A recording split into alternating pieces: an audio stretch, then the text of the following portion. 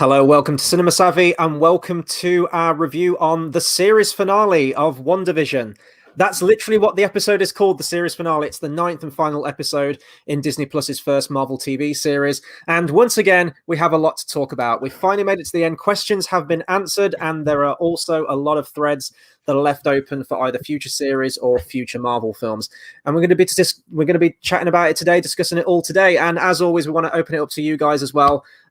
Big part of the fun of doing these things is, you guys chipping in and sharing your thoughts on the episode, speculation. We've had some great conversations over here in the last few weeks, and we hope we get the same one for this one, because there's a lot to dissect in this episode. But before we do, we're going to give it a couple of minutes to let people come in and start chatting about this thing. And while we do that, we'll just blast over the socials. Absolutely, guys. If you've been enjoying this series, this not even retrospective, that's something else. If you've been enjoying these spoiler discussions, there's a lot more on the way. There's upcoming Marvel shows, which we'll talk about near the end. There's the Marvel series. There's lots of stuff going on. But aside from Marvel, if you do like film stuff, the best way to find out what we're going to be doing and when we're doing it is getting us on our social medias, which is Facebook at Cinema Savvy, Twitter at Cinema_Savvy, letterboxd.com/Cinema Savvy, and we have a link to TeePublic in the description below. And of course, comment along tonight. If you have enjoyed this video, if you've enjoyed our other WandaVision videos, if you've not seen our other WandaVision videos, then check them out on the channel. We will now have a complete playlist that OC, and this is very proud, matching thumbnails, matching everything. So WandaVision is done. This is no series 2, series 3. This is a mini series, which is something we'll also discuss in. We're going to kind of split this review up into chunks. We've got a proper schedule for you all tonight, and we're going to sort of round it off with our thoughts kind of on the series, kind of a Marvel's first series, which is worthy of itself. But before we get to those points, we obviously need to talk about the episode, what happened, what transpired, whose theories went wrong, everyone's theories went wrong, all that kind of stuff. It's been an incredible day just being able to finish it. We've already got a couple of people in the comments. Lucas, hey, good to see you. We've got Carl already. I'm not amused. That is something I have seen today. We will get to that because we do have plot points to talk about, character acts to talk about. And I'm going to hand it over to Chris because we're going to talk about our thoughts heading into this finale. Before we sat down and watched it, how hyped were we?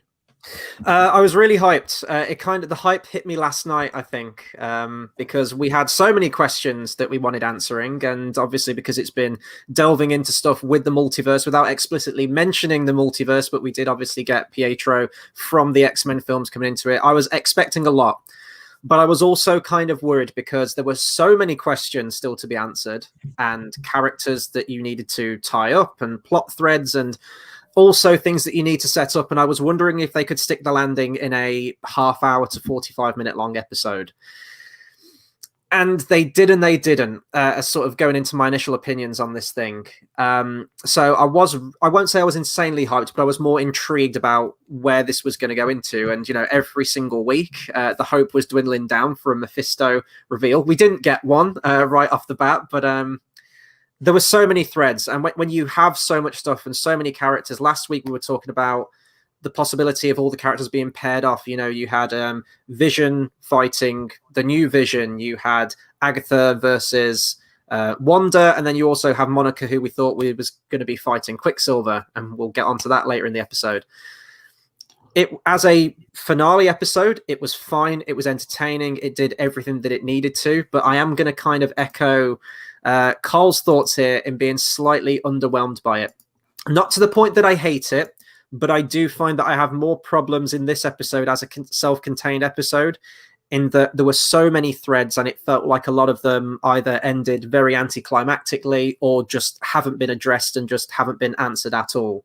So that's kind of my vague overall opinions surrounding this episode. But I still thought, it was still entertaining to watch. This series has still been a blast to watch, but I do feel like it dipped, sadly, for this series finale. I'm an interesting one because I kind of watched that. I was watching with one of my relatives, and then when it finished, I was kind of like, okay.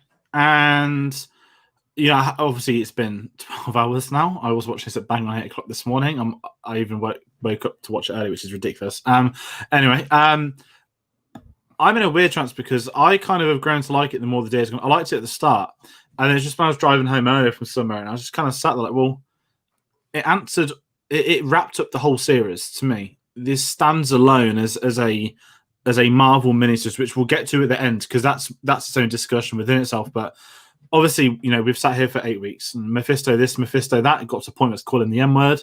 We had our insane theories every week, which were being, even we thought they were right for 2 weeks, the third week we found that they weren't true actually after all. And there was so much stuff going on. And sort of last week's completely 180'd my thoughts that, no, this is a self-contained story. And I think today is a finale excellently finished the series in terms of this is a series about Wanda coping with the loss of Vision after Infinity War / Endgame happened. That was really what the premise was years ago. It's only, I think we've been spoilt with not theories, but we've had an insane amount of. No one thought 8 weeks ago WandaVision would get the discussion it did. We thought, it'd be like, okay, it's Marvel, it's this, it's that, and it's going to happen every week, and it'll be fine. We'll move on. I don't think anyone expects the level of deep theory. It got the passing of time each week. It built more and more, and sort of heading into it last week, sort of 180'd it for me. Where it wasn't going to be this big brass thing. It was self-contained. This was about Wanda's grief, and that's what's kind of stuck with me today, is that as a sort of finale episodes, it finished the story that this series set up. And again, we'll discuss it deeper at the end, but this didn't open up too many doors to be like, now to understand Doctor Strange 2, you must have seen this, you must have seen that. And I think, as a really good entry point, one of the big problems me and you both had at the Disney announcement in December was, are we going to have to watch every single Marvel product to understand the following one? And I sit there saying, well, the multiverse wasn't open today. Yes, we know who Scarlet Witch is, but a wide prediction I'm making now, a year in advance, you won't need to watch WandaVision to get to watch Doctor Strange 2. It's certainly going to help, but there was no Doctor Strange cameo. There was no multiverse opening. There was no Mephisto cameo. There was none of that stuff. It was so self-contained that I kind of sat back and thought, I'll take it, because they haven't tried to do too much, because if that backfired, then that fucks up the next 5 years of content, really. And that's why it's been really fascinating reading so many different thoughts on it today, because there is a slight sense of underwhelming, but at the same time, I'm satisfied because it has wrapped up what the series wanted to do in my eyes. Yeah, absolutely. You mentioned like different opinions, and we've already got some people commenting right now. I'm just going to bring up some of these comments as well, because chances are we're probably going to get a lot more as we go through this episode. I don't want to miss anyone. So Lucas says, I really liked it, didn't love it, but I think a lot of people's disappointments come from all the fan theories, so people were hyping themselves up. I detached myself from that, so I wasn't let down. And Nathan agrees there that it was slightly anticlimactic. However, it's down to people possibly over-theorizing. I guess you could possibly go with another Star Wars, Star Wars example for that, with a certain movie, and that everyone had sort of it all more or less played out in their head, and then when it wasn't that way, some people don't like it. And for me, like, there are scenes in this which are a success and did tug at the heartstrings and did make me feel those emotions. And there is a scene which we'll get onto later, because we're going to kind of go through the episode A to B to C, where it does tie up Wanda's story pertaining to this series and her overcoming her grief in a very, very interesting visual and emotional way. And that was still, I have to try and think of scenes like that from this finale that, no, they did do that well. And if you're looking at that as the core story, as the main plot point and driving force of what this series was about, then they nailed that. All the stuff with Wanda, all the stuff with Vision has been fantastic all the way across the entire series, and they stuck the landing with that and they nailed that. It was more sort of just some of the supporting characters and some of the other story threads that either felt a bit pointless or just ended straight up anticlimactically, mostly down to some characters. So we'll start going into the episode now, because there is a lot to talk about with this one here. Mostly, and we talked about this with the finale as well, we didn't know how this finale was going to go. When WandaVision first started out, we'll do like an overview of the whole series at the very end of this, but it started out, it was this very low-key, very thought-provoking and sort of strange series that we didn't know anything about. And as it was going along, we kept theorizing as to what the finale was going to be like. Was it going to end in a more low-key way as the series has been going, or is it going to go all out in like a big explosive CGI-filled punch-em-up finale with the hero and the villain?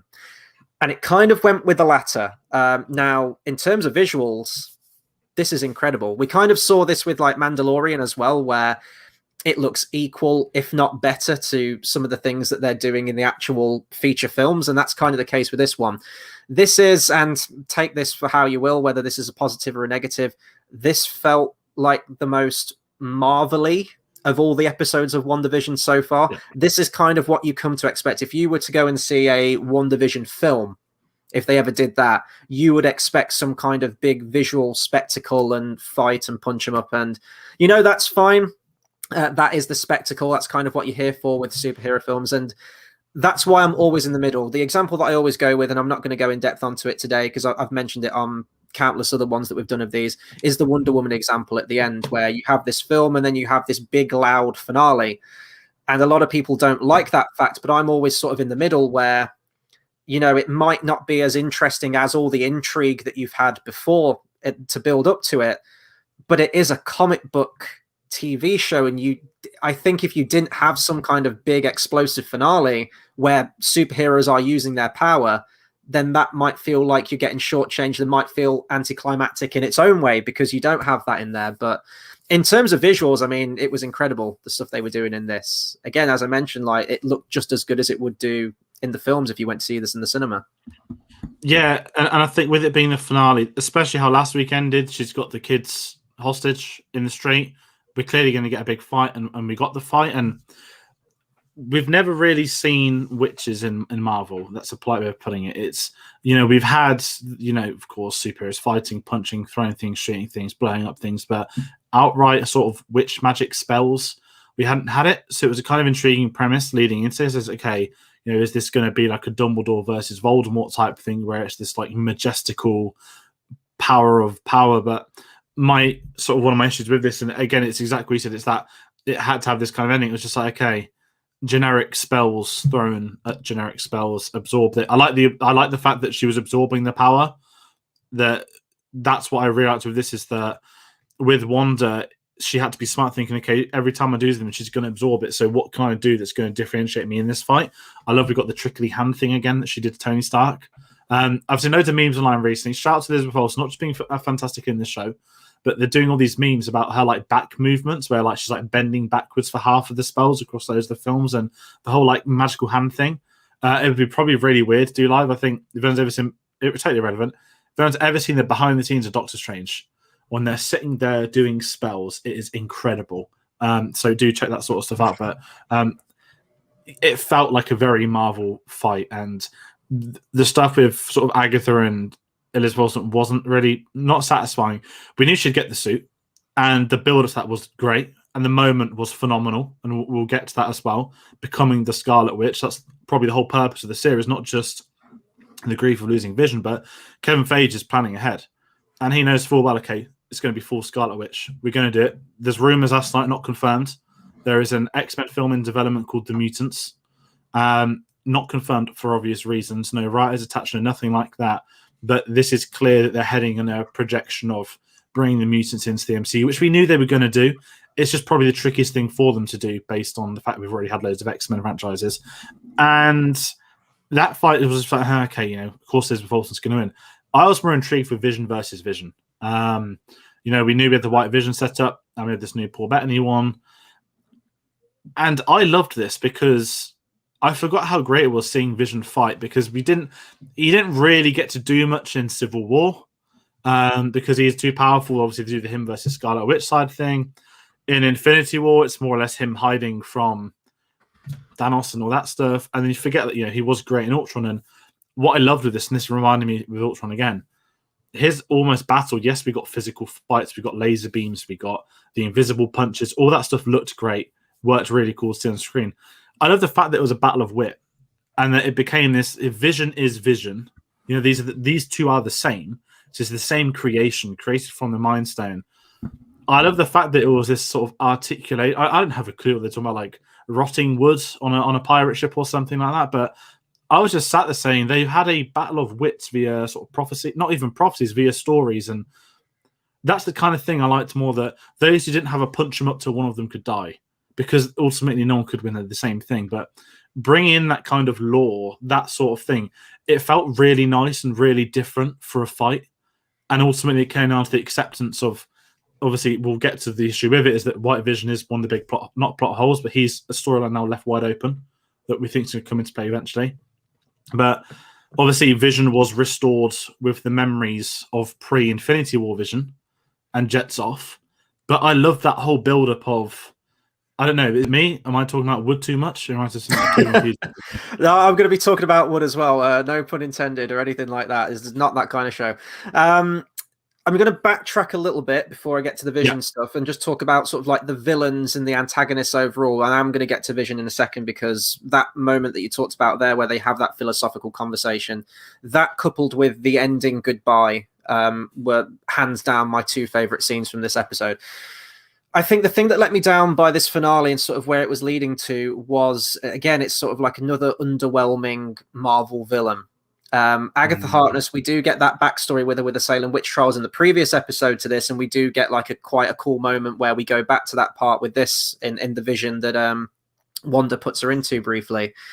But she might be, she's clearly chewing the scenery. The actress is clearly having the time of her life doing this. She's sort of cackling like Glenn Close from 101 Dalmatian. She's so hammy.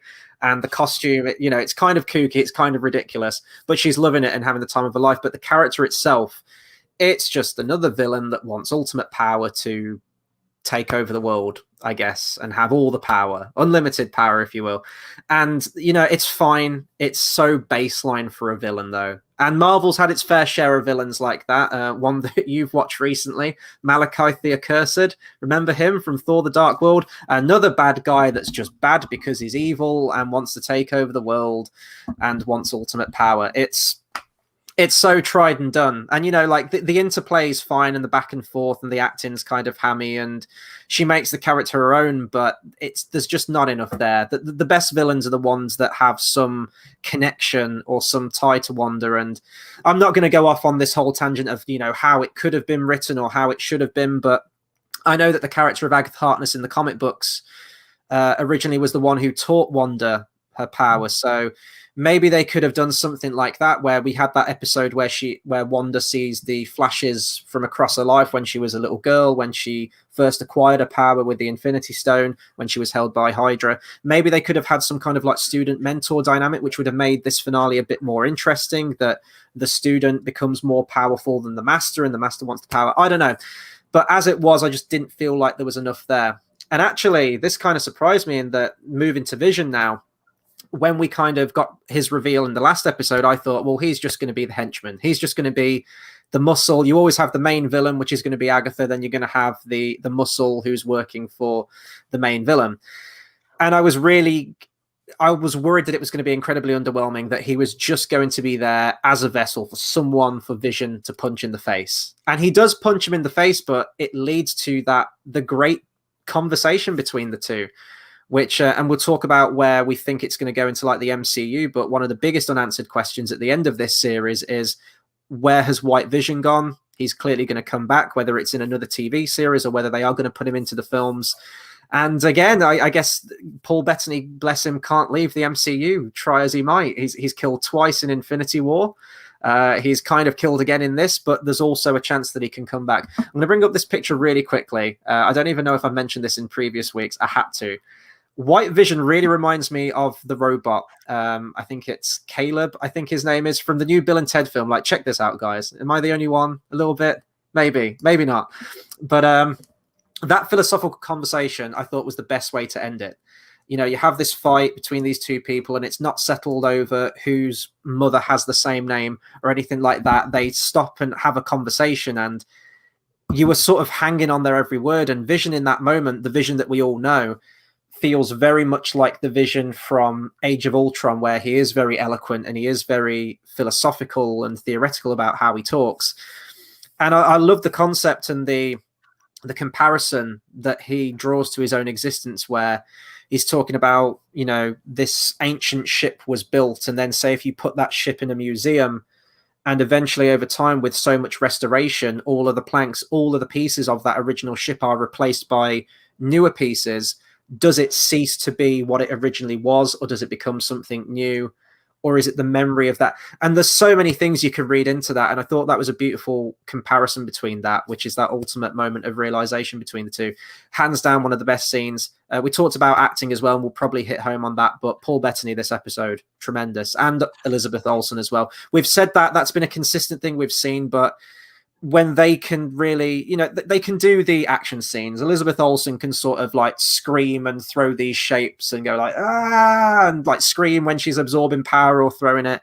That's fine. But it's when they really have that good writing to work with and that script, and they can really hit those emotional moments and just be actors, and they proved it in this.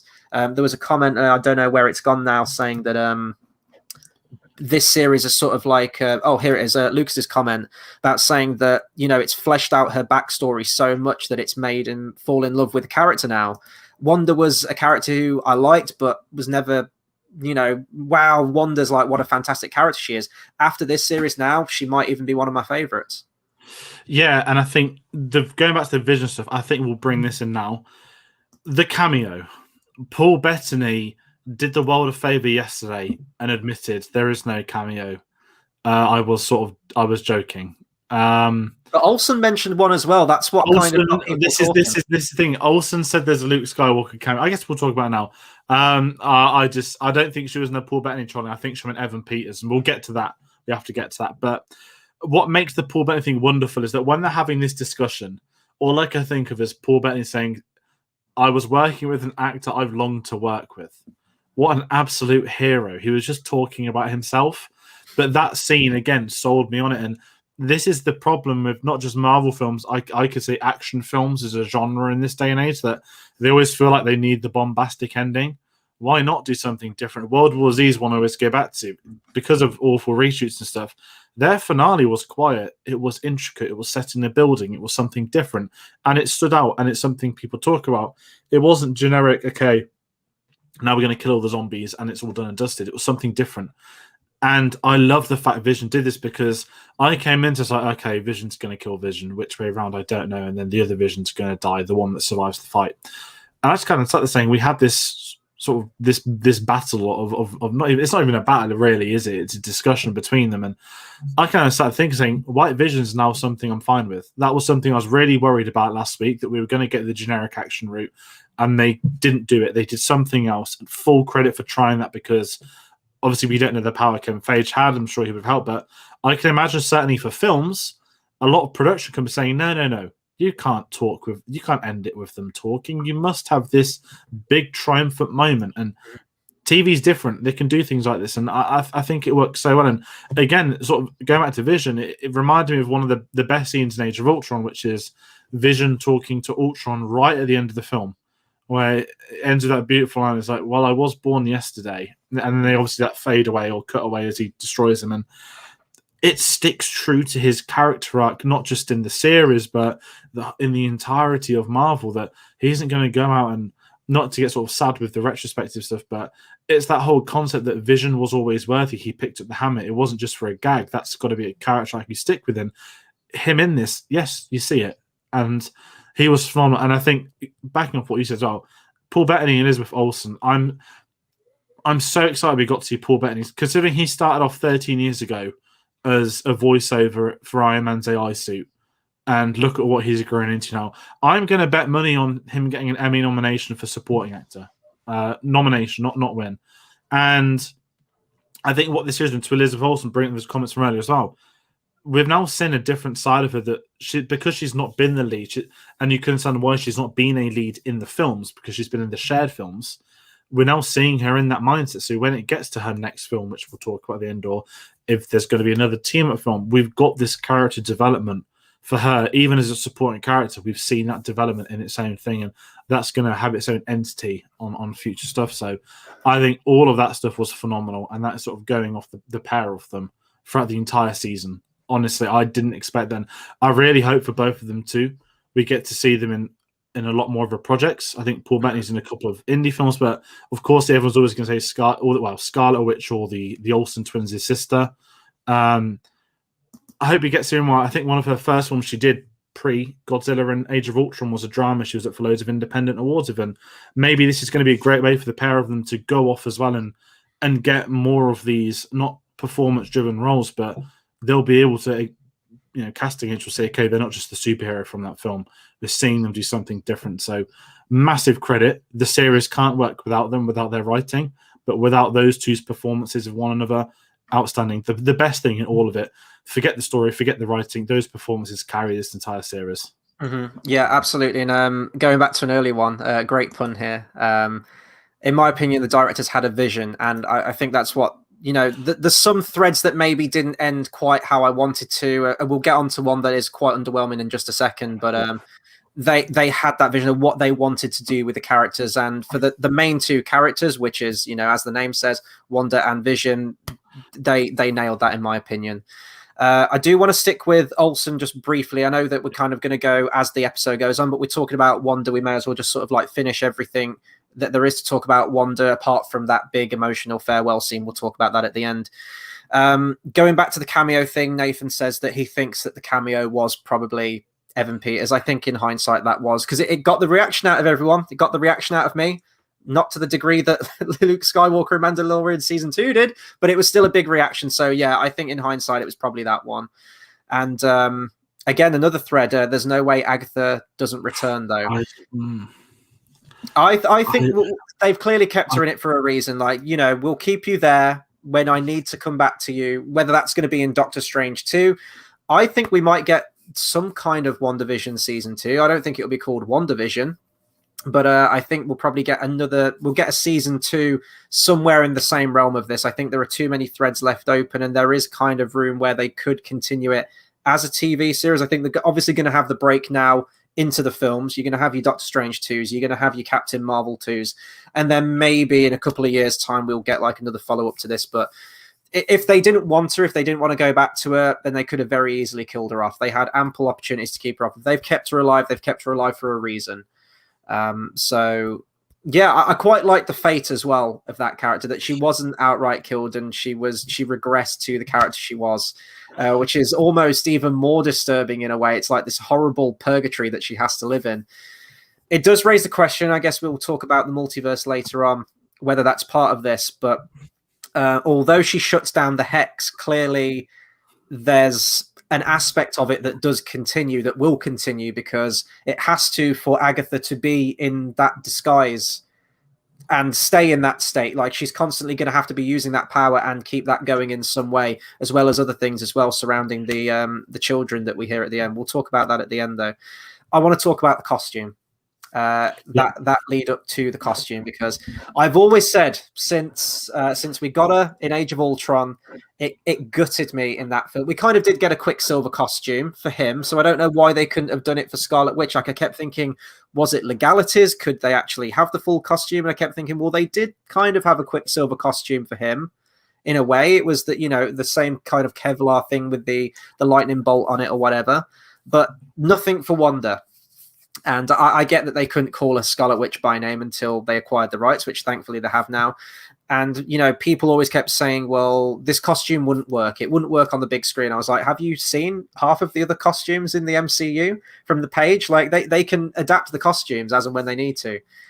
It looks fantastic. I was over the moon to see the costume. Yeah, there it is. There it is. Scarlet Witch, as we've always wanted Scarlet Witch. And although it wasn't part of the plan, legalities, like, they didn't know at some point they'd acquire the rights to 20th Century Fox. They didn't know that, so they had to go. But even though they have now, it doesn't feel like it's been retconned back in. It feels like it has been a natural progression to that reveal, that they have gone with that cosmic entity, I guess, sort of like that Dark Phoenix kind of thing with Scarlet, which I'm fine with. You've got to work it into the story that you've made. That works absolutely fine, but what a costume. It looks incredible. And finally to see Elizabeth Olsen as the Scarlet Witch that I've always wanted. It's an amazing moment. And then I was even thinking ahead to like future Avengers films. Like, I could imagine her standing in line up in that costume. It's going to be incredible. So what a moment. We got it teased last episode, but to get that full reveal in this one, it's everything I wanted. Yeah, and this thing, I'm one of those that never work. And once again, Kevin Feige proves me wrong. I think it probably was a rights thing. We won't ever find that out. But I would imagine if they'd have dropped the comic costume of Scarlet Witch, they'd have probably got in big trouble for back then. Last week we got the tease, and I think it's not rude to assume we were going to get it today. It kind of made sense that you're not going to have this big finale of her wearing a tracksuit, right? So work for 3 episodes straight. And the moment it built towards it was amazing, because we all kind of knew it was coming. I loved the runes in the sky. a lovely little tease back to the last episode that Agatha knows that she's been outplayed. That whole segment, because she knew something was up for her just to keep throwing her power away. And that build-up of her getting it, even the little small things like the hair now being curly and pulled back, a complete 180, and the costume looked amazing. I'd say it's already iconic. That's probably going to be a moment people speak about for a fair few years to come in terms of these big moments. This character we saw, in dark makeup across many films, with eventually it becoming lighter and lighter and lighter. We laugh at the accent and stuff, and now we have this entity. We get name drops in the same scenes building up to it. You're more powerful than the Sorcerer Supreme. We know that's Doctor Strange, and I'm not going to jump to anything and say what it's set, but we'll get to that later on. But obviously, we get that sort of post-credit scene as well, which there's already a debate about. Is that a Doctor Strange clip or is that a WandaVision clip, which we'll get into. But the build-up, it kind of feels like not the costume has a character arc, but I've not seen, for the life of me, a Marvel character that's had a hyped-up costume. That you've waited and waited for this, and not necessarily Iron Man, because that's the first one. It's like an hour in, but you always knew, okay, he's made Mark 1, he's done a silver one, he'll get a red one next. And the only one I can think of was Daredevil Series 1 Netflix, if you can count that as like a Marvel one. But if you're talking about like main, well, I guess he is MCU because they're bringing him back. That's the only other one that I could probably think of where you have to wait till that finale episode for him to get in the classic red costume. Yeah, exactly. And I think it's warranted. And I think, again, buying Fox obviously helps. There's obviously other things in development we'll find out about, but that moment had a 10-episode build-up, and it paid off, and it deserved the build-up as well. If they'd have chucked it on last week or the week before, it would have been. The fact is that we saw the Halloween costume, and everyone loved it as well. So, oh my god, they've done it, and that would have not eased suspicion. But if someone had said to you after the Halloween episode, she's going to get the full costume, you'd have been like, what? We've just seen it. But no, it was this modern version, and I'd imagine Marvel spent a lot of time thinking about how they want it to look, what they want to do with it, the red eyes, the build-up. We spoke last week, it was very Jean Grey.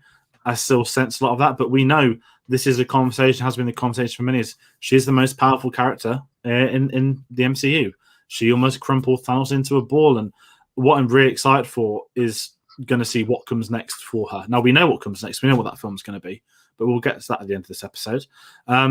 Let's take a look at her brother, or shall we say not brother? Shall we say not even worthy of being a brother? It was a boner joke. This is my biggest issue, and I know this is them taking the piss. Straight, this isn't a Mandarin twist. This is completely different. To me, the magical necklace is what gives you your powers. I don't want to say it's a cop-out, but it just didn't make sense that Monica was locked up in this bedroom, and that was that. This big takeaway moment was just, okay, you're locked in the bedroom, and then it's done within 3 seconds, the necklace off, and now you're Boner Man. That feels like that awkward MCU humor that we've not actually seen for a couple of years. Mm-hmm. We get a lot of it in Spider-Man, which, he's an immature character, he's a teenager. I'll let that slide in that sense, so that not to compare it to this, but it felt so out of place. And this film and this series, for one that's had a lot of sitcoms, it's had that kind of comedy vibe, but it's never gone down that route. And I'm not saying it's a middle finger to anyone's theories, but I just don't think that worked. And I think that's a general consensus as well, that the fact it wasn't a twist, everyone's fine with that, but the fact it resorted down to a boring, unfunny dick joke, I think that is a shame. And that did leave a sort of sour tone. We are going to find out multiverse stuff down the line, but that was just very odd. Just the way that punchline of that whole build-up didn't work. Yeah, absolutely. And I mean, we'll talk about Monica as well, but way to waste a character of her as well. She was kind of the major, like a major secondary character, really, if I can even say that. She was a really prominent force in this series. She had an origin story. She got given powers, and I mentioned about that pairing up. Like, I thought naturally she'd have like a big fist fight with Quicksilver, essentially Pietro, and it was the most anticlimactic thing. Her character was completely wasted, which didn't do credit to the actress or her character.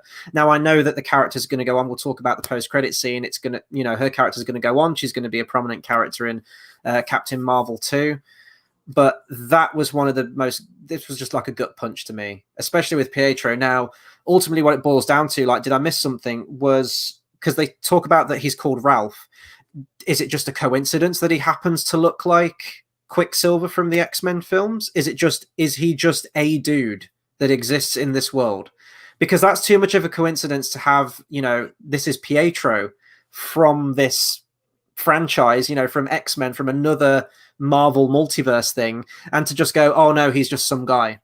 Because I get like red herrings, and red herrings have their place, but you can't do that. You can't bring that character in, that actor to play that character. You can't do that and expect people not to be angry about it, because I'm angry about it. If he's just a guy in this universe, then that's crap. If you do that, there's no point. Get someone else, get a random actor. It doesn't have to be Evan Peters. You could have brought anyone in, because if you do that, then people are obviously going to talk. They're going to theorize. They're going to lose their minds. They're going to go, oh my God, the multiverse is happening. And especially because it was Agatha behind it as well, it alluded to the fact that maybe she knew a lot more, especially multiverse stuff. She could pluck people out of the multiverse and throw them in, completely change their mind, and put them in the world. That's clearly not the case now. And yeah, we get a boner joke, because that's still funny, right? This was the biggest letdown of the whole episode for me. How they handled Quicksilver and that storyline, and how it amounted to exactly nothing. There was no cameo. With him being in there, we were talking about off air who this cameo could have been and how it could have tied in. And with Evan Peters there, I was thinking, oh, it could be someone from X-Men. We could get Patrick Stewart coming in. We could get James McAvoy coming in, bringing Quicksilver back, maybe taking Wanda's kids as well to teach them in this school. And there were so many ideas that I was having of how it was going to link into X-Men. And it was all pointless, because it amounted to a dick joke. And that's was the worst thing for me. I don't mind red herrings, but when it's just done childishly like that, that feels like a haha, they've got you. Like, you can have red herrings that progress story. Obvious ones, Snoke and Mandarin, right? Mm-hmm. Theories, all that stuff. But ultimately, what happens in their moments is that 180 is the story, character development, that switches something for something to kickstart. This was nothing. This was, we got you. Nothing else. Now, if there's a plan down the line, that's fine. If Tobey Maguire rocks up in Spider-Man and it's like, hey, he's just a guy delivering pizza, I am going to throw a pizza at the cinema screen. I'm not saying it's now had this discussion and it's now this big thing that we expect the multiverse, but we know it's coming. And I just think this red herring didn't. You could have him not be Quicksilver, that's fine, but don't call it Ralph Boner. I don't know why. I think it's that bit that leaves it more of Southall that I don't even want to say it is them trolling, but it's just childish. And I think that's my issue with it. More than the story choice, it's just the way in which it's done. I don't think it's done as not even a middle finger to the theories, because that's fine. That can be one thing that people do over theorize, but making something that childish takes you out of it for a season finale in a miniseries. That is something that a lot of people will take issue with and have taken issue with. Sorry about that. What I want to also bring up, really quick comment. Maybe they focus too much on one drag of the vision to rush it. I can see that too. Let's talk really briefly about, as Carl's put it here, evil FBI guy. Swordman, we call him. Generic man in suit villain. I'm very glad he didn't turn into being, haha, I work for this character. Haha, I'm someone in disguise. Haha, I'm this and that. Give me really boring, generic, villainous man in suit, then him be a big reveal for something else. I'm fine with that. It's not a great character. It's boring. It's predictable. But at least it's not this whole puppet stuff. But I'm bringing up Carl's comment again because I don't buy that he'd shoot kids. That's what was weird. I was like, oh, he's really angry. He's been exposed, so he's now going to try and kill kids. I just didn't get that vibe. Even him as an average character didn't have this build-up of him wanting to murder innocent people. And it's these smaller moments. It's kind of like, shit, we need to finish his story arc. We want him in prison. How do we do it? And, the moment with Darcy ramming the truck into him, that was pretty cool. And I'll give her that. And again, she pops up for a line. And then we don't see her again. She doesn't even appear in the sort of post-episode sort of farewells. I got to bring Dave's comment up here because he's just championing Darcy every single week. It's all good, but let's just say Darcy was the real hero. Her line of "I'm not in prison" was superb. I'm glad that it was just one scene. I'm not gonna lie. Maybe it was going back to Thor recently and watching that. I don't know, but they did what they need to do. I think I predicted that last week. She was going to come in and just say like a quippy one line, and that was it. That moment though, where the whole family were together, the two kids, Wanda, Vision, they struck that pose. The camera zooms in. Did anyone else think of this scene from this film? I think in one of the earlier episodes, was The Incredibles one of the films on the cinema kiosk? Yep. So, there are ties there. I just couldn't get anything else out of my head. That's just immediately where my brain went to. It was even like exactly the same sort of crash zoom on the family and all striking the pose. So that was quite a neat reference there. But yeah, I'm kind of with you that I'm glad they didn't sort of dwell on the evil sword guy, especially for the finale. He's just kind of there. It is a shame, and sort of, as I mentioned at the beginning, Agatha Harkness being kind of a one-note villain, not much to her, really basic. He is also that other villainous side who's really basic, and you thought maybe Quicksilver could be some kind of like henchman and do something, and he doesn't either. So it completely fell apart in terms of the villain thing. You had no big reveal to, I'm going to say it again, Mephisto, you had no big sort of overarching evil thing. It was all just kind of, what it was. Going back really, really quickly to the Quicksilver thing, because Lucas has brought a fantastic comment up here, and I guess this can sort of take us on to where, maybe we think it's going to go, and some of the other threads as well that have been left unanswered. When they do eventually introduce X-Men Quicksilver to the show and then have to backstep to say that he's just a random guy, that's bullshit. And when they're introducing the multiverse, they can't do shit like that. I completely agree. That's what I mean. Why put yourself in that situation to then have to retcon it? They've kind of done the same with the Mandarin as well, which we're going to see soon, where you had Ben Kingsley, which was the Mandarin. Shocker. No, he wasn't. It's actually Guy Pearce. I hated that change, but I know some people do really like it. Then they released a short film that came out. I think it was attached to one of the Marvel DVDs, Blu-rays, where they say, oh, no, actually, that wasn't the Mandarin. The real Mandarin is still out there. Complete retcon. And then we're going to get probably the main Mandarin in Shang-Chi and the Ten Rings. But you've already passed that part of the story where the Mandarin would be interesting. And it's kind of a similar situation here where, like, why, if he's just going to be a random guy, why not just get a random guy? I know I'm kind of like laboring on that point, but I thought that was a really good point there about so much for like planning in the future. And we always keep congratulating Kevin Feige and all the people involved with the story that they clearly know where it's all going to lead. But then they always throw spanners in the works like this sometimes as well, which always, which I'm not too keen on, but, no, exactly. We'll bring it Mephisto. Another comment from Nathan. It didn't need a big reveal. I was so against Mephisto or something like that. I wanted to focus on Wanda. That's kind of how I've been over since last week, when last week's episode aired, and it's the penultimate episode, and the whole episode's been about her grief, her story. That's my kind of thoughts, Chris, is that I don't think we're going to get it. And I think we spoke what last week says. This is Snoke. None of these theories are right. It ain't going to happen. And I don't think it did happen. And there's been teasers to that. And this is where I think the show works again, is that this was telling WandaVision story. It didn't set up extra storylines for you to watch over 4 shows films over the next 3 years. I'm glad it didn't do that.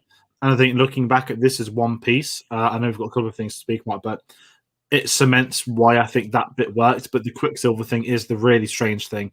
Again, knowing the multiverse is coming, it's just a middle finger red herring. And I get why it works on paper. It just doesn't work in reality. I know they're probably having a laugh at everyone's reactions today, which is fine. But again, it just boner joke. Just I'm not even insulted in terms of I wanted this to happen. I just think that kind of thing's a bit petty. Doesn't really. I don't mind if a theory doesn't come true, but it's just like, boner joke 2021. We should be past that by now, especially in the MCU. But the last thing I'll say about it as well is that I was mentioning to you off air about how, and I guess you kind of mentioned it, how will you have to watch the TV series to understand what's going on in the movies? Now, there's clearly a lot of massive storylines that are being built up for Phase 4 in terms of the films. And we got to think of like average Joe viewers now. Clearly, like the diehard Marvel fans like us will watch every TV show that comes out. We'll have like a clear image of everything where it's headed. But most people are just going to be seeing the film. So I'm not opposed to them not completely revealing the multiverse in this series, because I feel like that's going to be such a key focal point for the films. You want to save like a big reveal like that for the film so that the great majority of people will know what's going on with it. But they could have still alluded to that without resorting to, oh no, like a red herring kind of thing. They still could have said like, oh, he comes from a place, like a good question for another time, like allude to something much bigger out there without necessarily going into multiverse stuff specifically. But we of us in the know who have seen all the X-Men films, who've seen the Marvel films, we know what's coming, and they could still tie it into Quicksilver that way, but they didn't. That's the last thing I'll say on it anyway, because we have a lot of other things to talk about. Yeah. Can we talk about the best scene from this whole episode? Yeah, no, we should. This is the wrap up of the series. This is everything. This is something you know is going to happen on day one. That hex ain't going to be there come the end of the film. And well, when we knew it was a hex, I guess. It's a moment you know is coming, and it's a moment you know would come. And the journey they built up over these characters over this series, let alone the preceding films, has been okay. Bracing myself to see Paul Bettany die again. How are they going to play this? And my word, the whole scene putting the kids to bed, because when you got that moment, I guess in the finale when she starts opening the hex up, when you clock on, oh my god, those kids are going to die as well. That's to me when everything changes. Says, is she going to allow this to close? I'm sure she will, but how? Knowing those kids are going to die, how can a TV show handle killing 2 kids as well? And what a beautiful scene. Saying goodbye to the kids, sending them off to sleep for the night, knowing she's never going to see them again. And Paul Bettany in this moment. Elizabeth Olsen's great, but to me, Paul Bettany had this scene. Wonderful actor.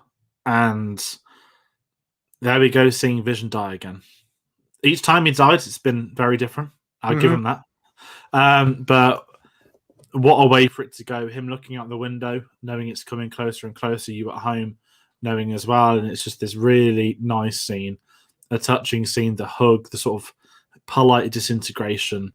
I didn't cry, but reciting it now has kind of got me a bit misty-eyed, I won't lie. But I think that's the power of shows like this. When you know something so obvious has to happen, it's about the build-up to the journey of that moment. And I think they absolutely nailed it. And I think that cements WandaVision for me as a show. It is their show.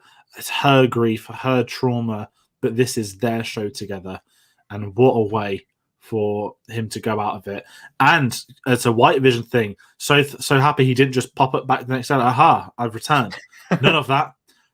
It was just a wonderful way. And yeah, what a phenomenal scene. That for series 2, where he just pops up again and we redo the whole thing. But I'm going to echo Life Brian's comment right here, where he says, I didn't think Vision dying again would get me, but it did. Yeah, I'm completely with you. So I've said this sort of week to week, how many times, just death of characters in Marvel or Star Wars mean nothing anymore. Because in a few films' time, they're just going to come back. And I knew that ultimately Vision probably couldn't make it out of this series. At least I hoped he wouldn't, because there comes a point where you just, like Wanda need to, you just got to move on from these characters. And, you got to let people stay dead, and you've got to move into new directions. And, we knew it was coming probably at some point. Sorry. And I kept thinking... Sorry, great comment. Sorry, I was laughing. Yes. I saw a great comment. Paul Bettany is like a reverse Sean Bean. He just keeps dying, but the difference is he never stayed. That's brilliant. And because of that, I thought this is going to have no emotional resonance to me because, fool me once, shame on you. Fool me twice, shame on me. You get to a third time, it's like, okay, this is ridiculous now. This is just laughable. You keep doing this. But they found another way. They found another way to get those emotions out of me. And I got misty. Didn't cry, but I got misty. It was almost there, but 10 minutes more, and I would have probably got 5-10 minutes more. I would have got there. But it's just played so beautifully, and the script and everything. And it talked about that clear vision earlier of the story of where they wanted to go. It's the whole wrap up of the story, the whole crux of the story is in this one scene right here. And sort of like what happens afterwards with Wanda. A really nice, quiet, understated, nice, let the characters breathe character moment where it's just these characters talking on screen. There's no flashy, well, I guess there are flashy effects with the, where he's dematerializing the hex. But other than that, it's just 2 people in a room. You can keep it nice and simple, and you let the actors just do what they do best, and they're fantastic. And it goes back to that nice moment from earlier as well, the philosophical conversation that he had with White Vision, where he says, what makes me me? Am I still the same person? And she says that you are like a collection of wires and blood and bone, but it's the memories that she's going to take on. And she comes to term with that. And the moment where she does come to term with that, and you know what's coming, the kids are going to go, that Vision's going to go, that the house is going to go and everything's going to go back to normal, and that ultimately Wanda's just going to be stood in the middle of that completely dilapidated house that hasn't been built yet. But she's kind of okay with that now.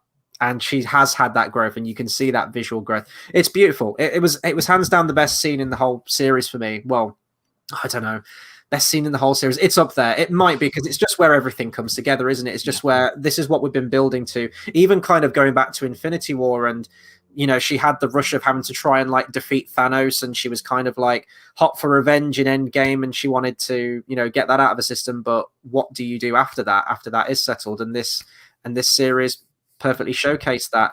The dealing with loss, dealing with grief, regrets, what could have been in a perfect 9-episode miniseries on Disney Plus, and they handled it brilliantly. Really creative, really visual and emotional, which is of course what you want at the end. Definitely. And I think on a side piece of that, the scene after when she's walking through the town, when the town people are free and they're looking at her, and it's like kind of, you feel sorry for her, but you can't. And you get that great line moniker, and someone's not given a lot to do. It just says, if I had your powers, I would have done that exact same thing. I would have brought my mother back. I know I would have. And that's what I like with this film. They didn't psych her up as this sort of villain. Yes, she's done something she shouldn't have, but it's how the others react around it. And it's that understanding that process of grief, which is just, again, it's what you said, it's a Marvel series doing it. Comic book as their sort of own entity now is people turn their nose up at them for so many years. Obviously, Dark Knight did help. A lot of films have changed that over the years, but now we're getting drama series, which we're probably going to talk about for Emmys and Golden Globes next year. I would bet my money on Marvel putting some TV stuff out there to try and get that, and that could be in a conversation. It is a mini series as well. That Marvel can say we're now releasing a mini series, let alone seasons of TV, like standalone things. And that scene, that moment, the farewell, perfectly encompass that character. I can her saying, I'm going off to get that more knowledge. Like they're like Doctor Strange 2. Like, oh, it's a year away. Oh. Do you think the people she passed should have acted a bit more violently towards her? Because we do have that great moment earlier on in the episode where, they're all sort of like begging and pleading for help and to be released, and they are finally released, and they know that she's the culprit. That's why they're all staring at her. It's like the end of John Wick 2 or The Dark Knight, like, you'll hunt me, you'll condemn me. But do you think they would have acted a bit more violent or a bit more antagonistic towards putting them in that situation for so long?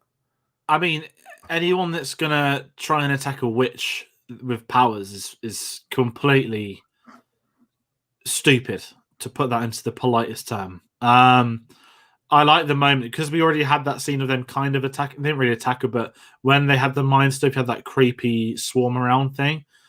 I just think the fact that what I loved is, another side point from earlier, when they say like, we shared your nightmares, like they know what she went through, and all of those great moments. And I don't know. I think it works for them staring at her. This is kind of like, she's going, she's gone, goodbye. Because if they've shared her nightmares, they'll know what she's been through, not justifying it. But it is one of those where I think that it was a fitting ending to these sort of minute, irrelevant sort of, not even supporting characters, like extras, basically just extras that actually get lines across a couple of episodes. You start to recognise them a little bit more. I don't know if I've got anything else to say on the ending, unless we want to jump into the open plot points, because there are a couple.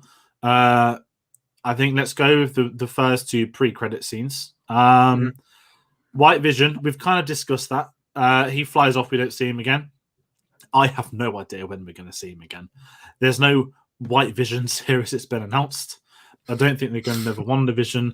Don't give him ideas. Jesus. No, let's not. Maybe he'll crop up in Doctor Strange next year, who knows? But that was a plot point I didn't expect to be open. And I thought, this is me a week ago, White Vision's going to become Vision. And he's roaming land, I'd have been like, for fuck's sake.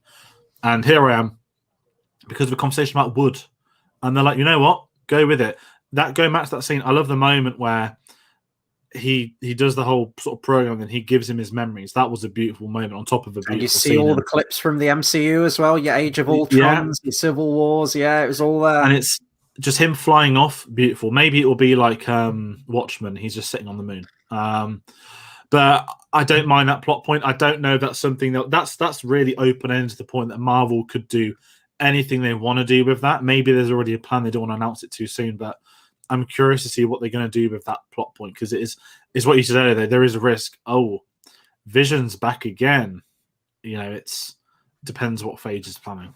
Yeah, no, and that's sort of my concern. I did kind of roll my eyes like, this should have been the one where we finally say goodbye to Vision. But, it's a loophole. He's technically not Vision, but he's, for all intents and purposes, he basically is Vision, especially now he's got the memories restored. I had the idea that I thought they were going to merge. I thought you had sort of like the spirit of current Vision was going to sort of like, the Blade Runner 2049 sync sequence where it's like two people overlap and then they merge into the one. I thought it was basically going to be like that, and the new Vision was going to be basically restored in that new body of White Vision, which basically was almost how it went. He's transmitted his consciousness. He's basically the same character now at this point. So we're going to keep him around. Again, though, if we go into that thing where all of a sudden White Vision shows up in the films, there's no explanation for the average Joe viewer as to who he is. So I assume that that's going to be something that's going to come up just in TV, and then they need to have like an effective explanation to bring him into the films if they choose to.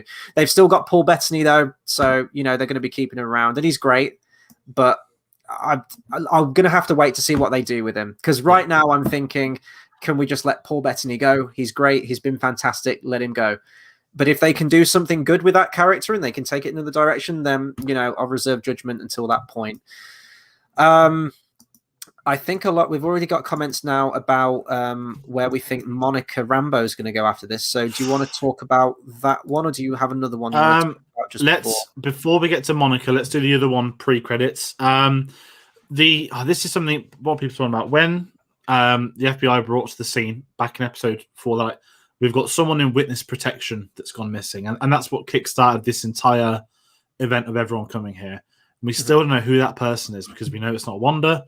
People thought, okay, is it Agatha? Is it Dottie? Is it someone else? It's not really a plot point I care for. It's more that people are starting their theories. It's kind of this denial of Quicksilver being Boner. People are like, well, there's a missing person. Maybe he's already been in the multiverse and he's now missing. I'm like, no, just shut up. Let it go. Not really a major plot point. It's just if there's something down the line, if someone's like we were at Westview, then we'll know. I think that was just a passing comment to get for there a reason to be an FBI agent at the scene in the first place. It's not a character we know already. It's not someone we're probably going to get introduced to. So I'm more than happy to let that thing aside and move on. Yeah, I completely forgot about that plot point, to be honest. So this is sort of news to me. I haven't really given much thought as to who it could be or what that's going to lead to. I sort of have my ideas of the 2 post-credit scenes of where I think that's going to lead, but not so much about that one. We can throw names out all day long. We can throw darts at a board who we think it's going to be. But yeah, didn't tie that up, but wherever that's going to come up, they're going to come back to all of these hopefully at some point. Just going back to the whole Quicksilver thing though, you mentioned there, we just call him Boner now. We keep having like running joke on the channel about the Funko Pops, how it was like Pietro.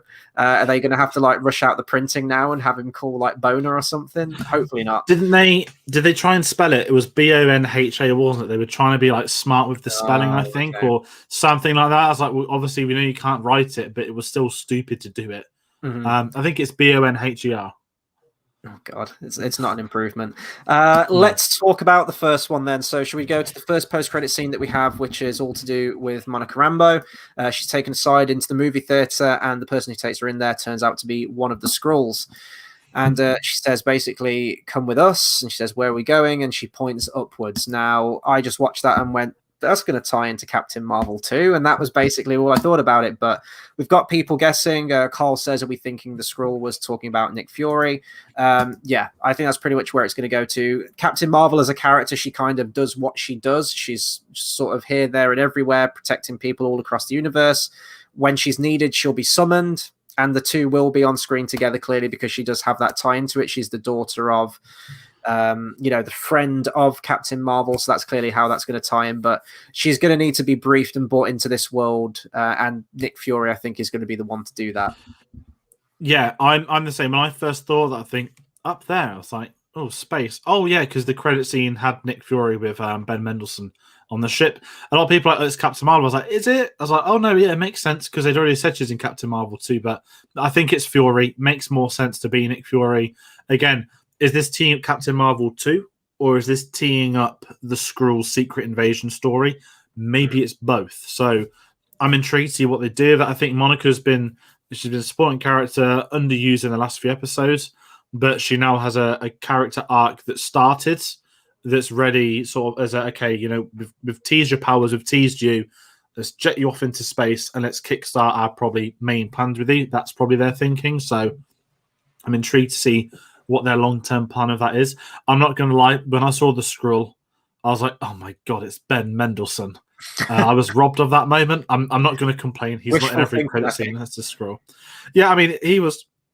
I didn't mind Captain Marvel, but the Ben Mendelsohn twist, the Skrull stuff, I thought worked really well. And Ben Mendelsohn is just bloody wonderful in everything we see him in. So more of him, which we know we're getting more of, because Secret Invasion coming to Disney Plus at some point.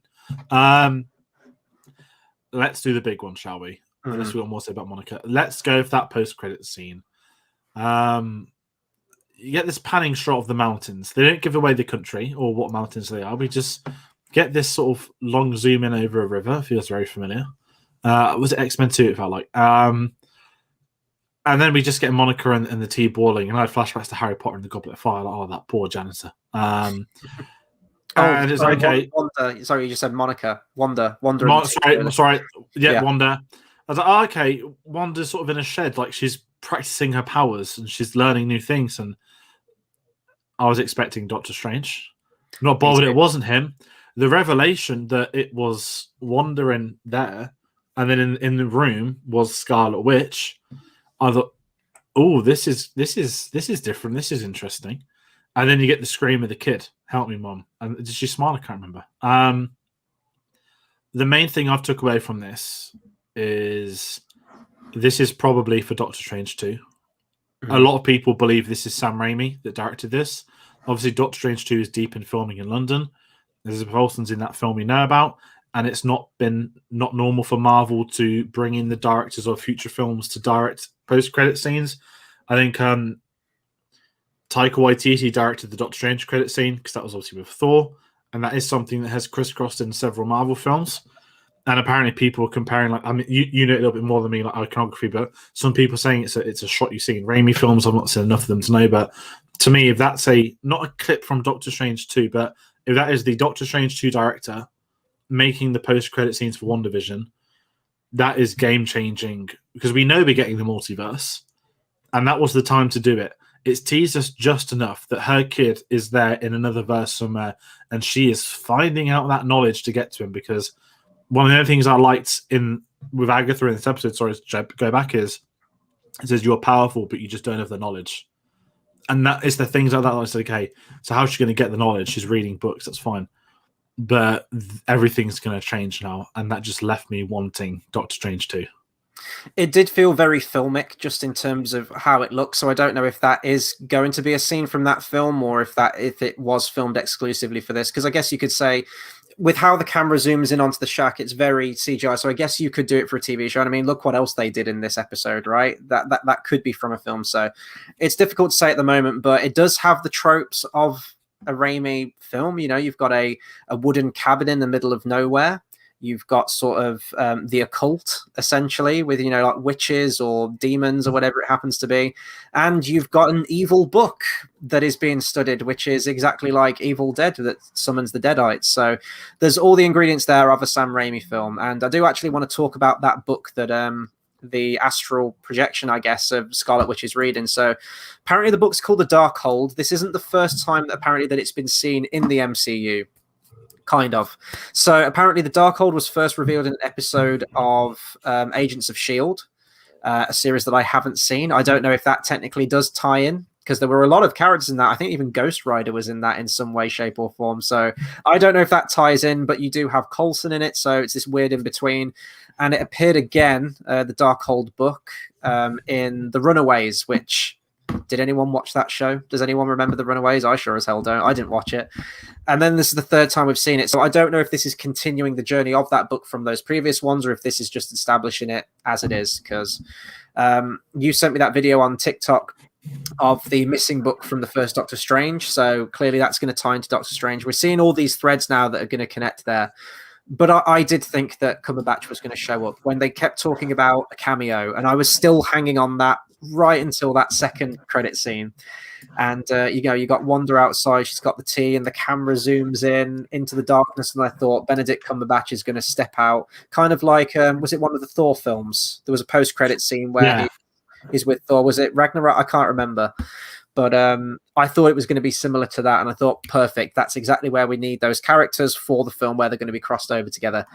We didn't get that, but it raises the question to me as to what exactly the Scarlet Witch is, because was Wanda, as we know her, the Scarlet Witch in that scene, and was the one studying, and the Wanda making the tea outside was just a vision? Was the real Wanda the one making the tea, and she can kind of split her consciousness and sort of be two places at once now and go, right, I'm going to have that part of my personality, the Scarlet Witch, go and do that thing, and I'm just going to go about my day?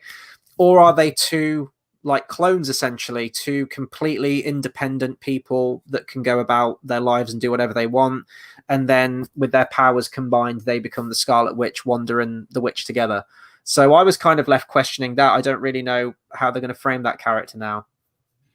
Yeah, it's fascinating with this one, what they want to do with it, because the fact that she was there in another form just leaves it, okay, what powers has she learned? How has she learned them? And what do they do exactly? Because it was a neat little twist that you would expect someone else to be there with her.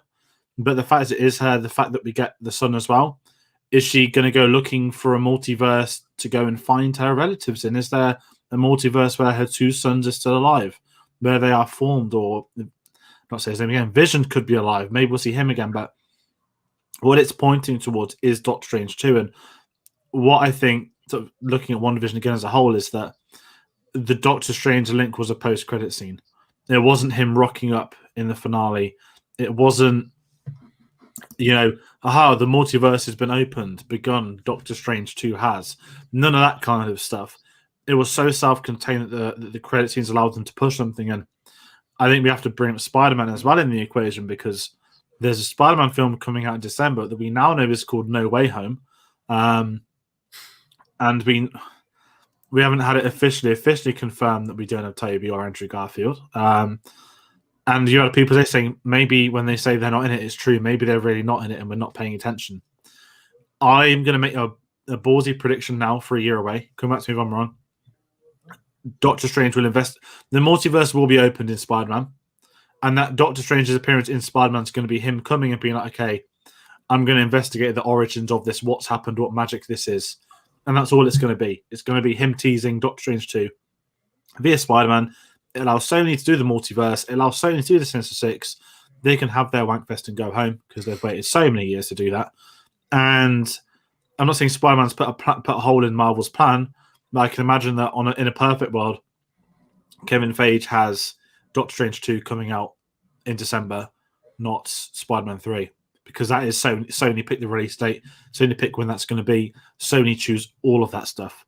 So it's very interesting to see what they're going to do with it. And I kind of respect them for not putting Doctor Strange in it to avoid that not to avoid the big cameo, but again, keeps it tied into WandaVision, that you didn't have to. I mean, watching WandaVision will surely help Doctor Strange 2. I'm going to imagine the marketing is way that if you didn't watch WandaVision 2, you can still watch this film. There'll be some things that you understand, but if Doctor Strange will probably give a great monologue about the Scarlet Witch, and that's like that done. Mm-hmm. Or they'll mention the Hex as an event that happened a year ago. Whereas if he appeared in this kid, okay, now we have to watch Doctor Strange 2 because we have seen WandaVision, but we now need to see it, preparation, blah, blah, blah. It gets confusing, which has been our big worry. And I think looking back at the first show, tying in with that, Marvel has handled that jump to TV perfectly, knowing not everyone's going to watch this. Yeah, exactly. I think what it's going to boil down to is, I think when we get to Doctor Strange 2, I think we're going to get a lot of exposition, we're going to get a lot of history. They are going to go into the whole Scarlet Witch thing. And Doctor Strange is a perfect character to do that. He has all the sacred Jedi texts, and he's going to read them, and he's going to know all about that stuff. So I think what it's going to be is, I think it's going to be a lot of exposition that will reinforce the information that we've gathered from this series for people that have seen this series, but you will still be able to understand Doctor Strange 2 in the context of just watching that film and still get all the information that is necessary and that you need for the plot of that film, and for obviously going into the MCU after that as well. So I guess before we sign off, I mean, I don't really have anything else I can say on this episode, but I think we do want to sort of just do an overall what our impressions are of WandaVision as a complete episode 1 to 9 series. So for me, I had a blast with this series. I don't think it's a series that I'm necessarily going to go back through, but I'm like that with a lot of TV shows. I tend to be one and done with TV shows, even with most of the Marvel films. So I know, and we're going to be, mentioning again in the closing that, we've got your Marvel retrospective that you're doing. That's been the first time in so long that I've gone back and watched Marvel films. Usually it does almost function now, the MCU, like a TV series. Like, you watch that one film, see you in a few months' time, we get the next one. And because the plot is just constantly moving forward, constant momentum, it feels weird almost going back to sometimes. And I'm kind of like that with TV shows as well. So I think this might be a series that I watch scenes from, key scenes, like those really like good emotional scenes, those well acted moments. And I might watch scenes like that, say, in isolation on YouTube. But as an overall, it completely shocked me. This series was fundamentally way better than I expected it to be. I was not looking forward to this series at all. When the first few episodes dropped, I was just like, oh, okay, here we go. Just a crappy little series about Wanda and Vision. Do we really need this? And the series completely proved me wrong. Really good writing. I love the intrigue. I love the mystery. And, another thing that we kept talking about at the beginning was, could this have just been released as 9 episodes just in one big chunk? No, absolutely not. I think the way that they did it, the week-to-week thing, it's why we can have these conversations. It's why we can have this speculation. And true, a lot of that speculation didn't amount to anything. There's a lot of things that didn't get answered, or if it did get answered, it was kind of anticlimactic by the end. I still think it was a solid series. I think the focus was where it needed to be. I think for the core story they wanted to tell, in continuing that story of Wanda and the grief that she was dealing with, I thought they did that fantastically well. It's elevated the quality of Wanda's character to me now. She's now a character that I'm really looking forward to seeing in future films, which I've never really had. She was always just kind of in the background. She was just in the crowd, really, in the previous Avengers film. So that's all changed now.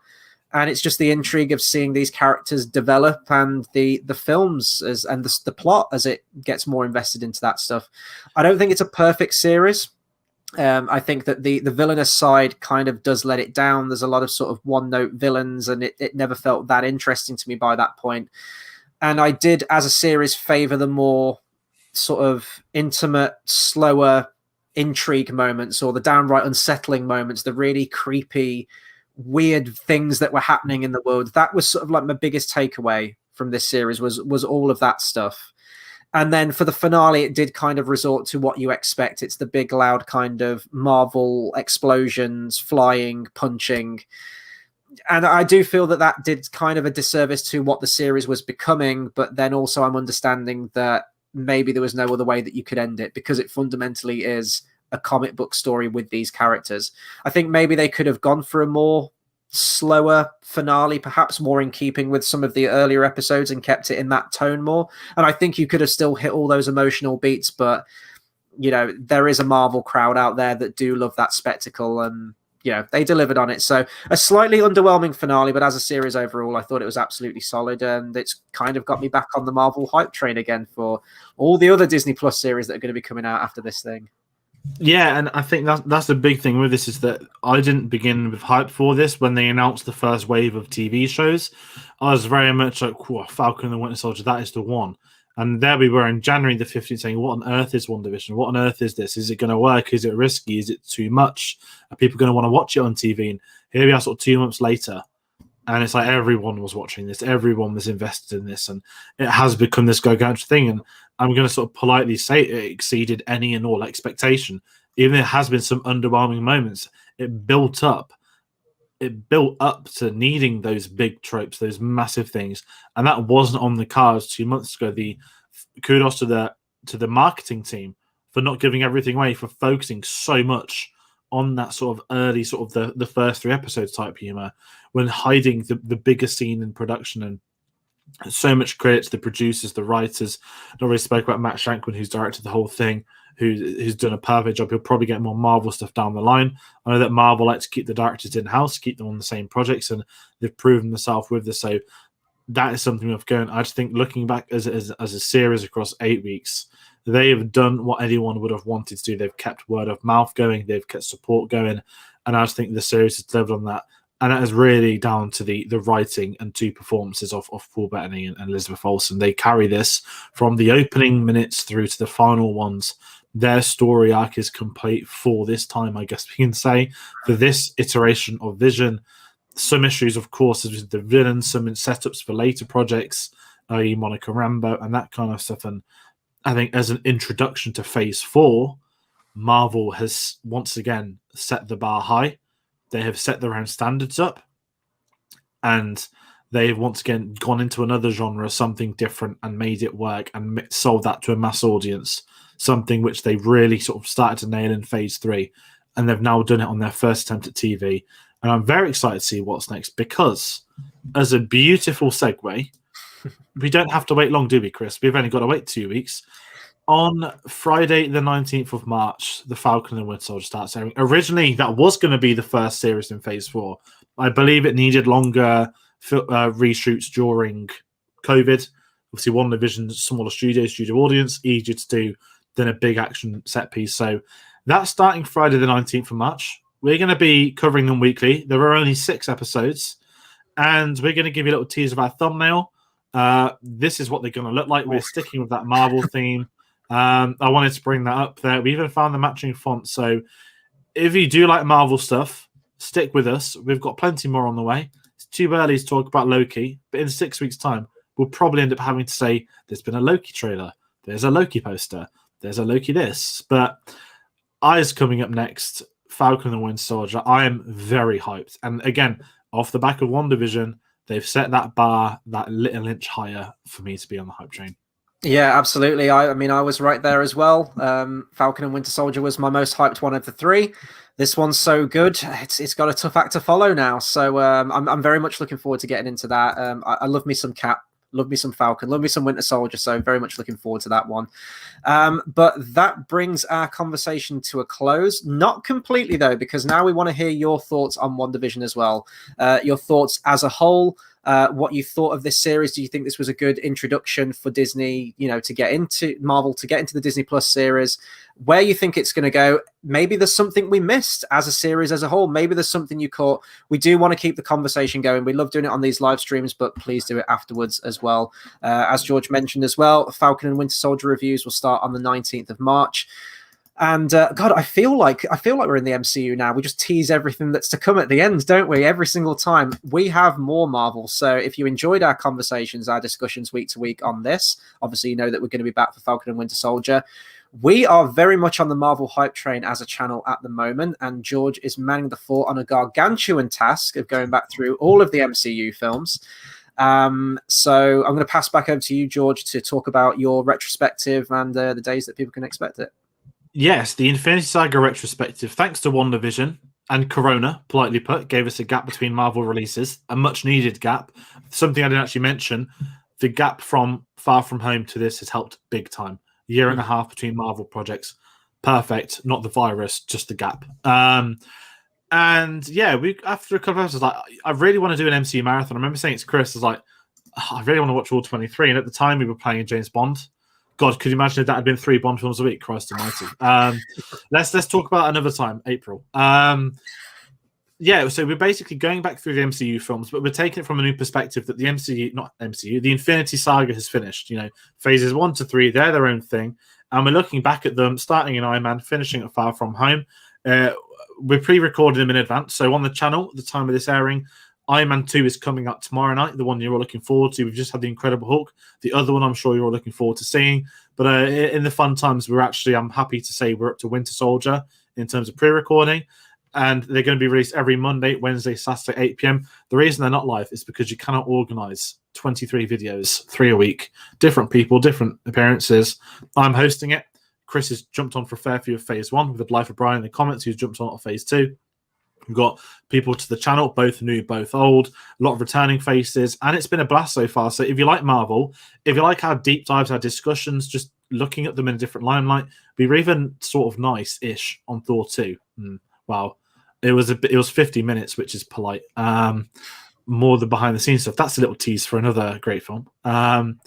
But no, if your Marvel was your thing, obviously it's spoilers, it's discussions, but I think the perspective of looking at something that's been around for so long, even added with fresh sight with WandaVision, it's just been really intriguing to do something different on that channel. And I know I'm talking too much about it, so I'm just going to leave it for you guys. There is a playlist in the description below as well. Go check that out. We started with Iron Man 1. Everyone loves Iron Man 1. Not bothered about you not watching The Incredible Hulk, but you're on that one. We were pretty fair. We gave it his dues. It's slightly underrated. And you have to tune in tomorrow to see what we think of Iron Man 2. Ultimately, we got you covered for Marvel, so just stick with us. We're going to be in Marvel for a while, guys, and we're loving it. We're loving that fact. But if you want to see some things that we do on the channel that aren't necessarily Marvel related as well, we do talk about other films occasionally, and we've got our running series as well, which is retro reviews, where we go back and we look at films from. It's kind of carte blanche, really. We can just pick any film that we want to. We're kind of starting a little bit of a 90s craze over the next couple of weeks, and we're kicking off with a prime contender of the 90s action genre, which is Face Off, a film that I still haven't seen, but I will have seen it. We're going to be there for retro reviews on Tuesday, the 9th of March. So check that out. And also, we've got our new series as well, the Cinema Savvy Awards. This is going to be taking us to the night of the awards themselves, the Academy Awards. It's a fun little show we do where we throw out some films that we enjoy for each category of the Oscars. It's our fun little spin on the Oscars on the channel. That's every Thursday at 8 p.m. GMT as well. Ooh, we're almost there, guys. And so, as you can tell, we've got a lot of stuff coming out. And how can you possibly keep track of this? We barely keep track of it all, and we organize it all. The best way to do that is to follow us on our social medias. Facebook at Cinema Savvy, Twitter at Cinema_Savvy. We're on Letterboxd as well. That's letterboxd.com/cinemasavvy. And also, if you'd like to pick up any of our merch, there's the TeePublic link in the description down below. It's a good idea to follow us on there because there may even be this weekend some videos that are very last minute and just come out last minute. And obviously, if you're on any of those, you'll get that first insight into the content that we've got coming out. I guess finally, we have to say a big thank you to everyone who's been following us through this WandaVision series and been commenting along week to week. This has been just so much fun to do, just to talk about it as well, but to talk about it with you guys as well. Constantly, tuning in every week and having that chat with us, bringing up things that we weren't even aware of. That's all part of it, and we hope you can do that for all of our future videos and future series as well. So that'll do it for us. Once again, big thank you to everyone, and we'll see you guys on the next video. Take care, everyone.